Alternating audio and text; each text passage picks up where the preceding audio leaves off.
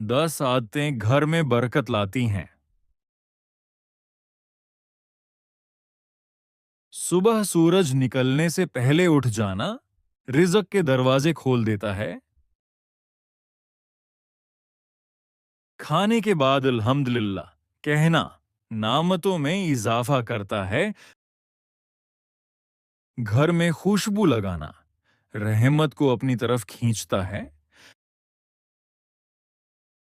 दरवाजे के पास गंदगी न रखना नहूसत को दूर करता है।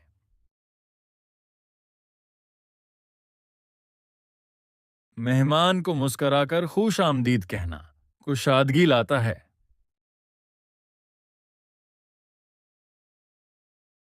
बैठकर पानी पीना बीमारियों को रोकता है।